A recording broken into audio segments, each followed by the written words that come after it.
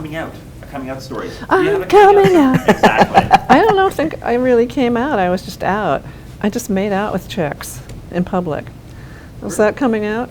Yeah, that's great. Okay. That's a I great- did not really, I just, I was just very out but without saying anything. And I remember being in public places, with girlfriends and making out, and that's how I came out. I'd be like, used to be a place called the Courtyard Cafe, and I'd be, with whoever and make out with them. And it was like a really trendy, cool place, and people would be like, what?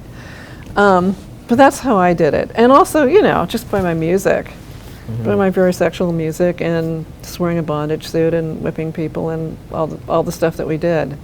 But I never really said anything. I just was. I didn't go, oh, by the way, I'm gay. I mean, if you didn't get it, you're, what were you, brain dead?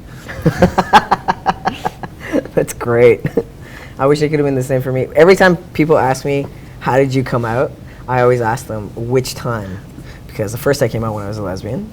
I was 17 years old, and I lived in Mississauga, of all places. Oh! I know, right? Evacuate Mississauga. Scarborough's bad. Yeah. Mississauga's worse.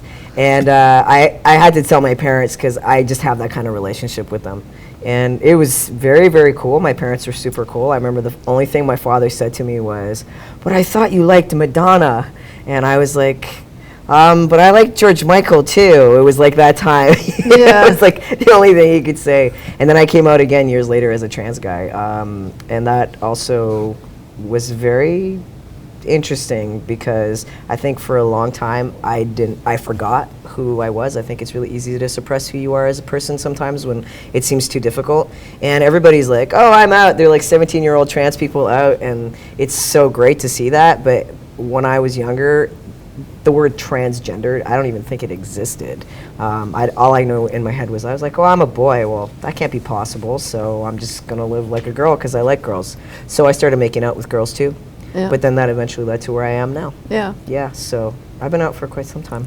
It's a little bit different for me than you. Yeah, I mean, it was hard, when I first had sexual feelings about women was, when I was a kid, but I'm like, oh, this is weird. I don't think I should talk about this. So, yeah, it was kind of, I probably would have come out way earlier if there's any kind of support, but there was only some tragic boy bars on Yonge Street and no place for women. Yeah. And the first dyke bar I went to was in the 70s. That was called the Cameo, and it was in Scarberia or something. And we went. I had a girlfriend. We went. We're like, oh, this is gonna be great. And they were like, it was really butch and femme, and there was like all the butchers were wearing like 3-piece polyester leisure suits, and all the femmes were really femme, and we're like, oh no, this is so sad. And we thought, we had this fantasy, we both shared this fantasy that it would be like Paris. It'd be like going to Paris, and there'd be the women in tuxedos and things. And none of that shit was happening. And then I went to Paris, and none of that shit happened there No, too. it was all in the movies.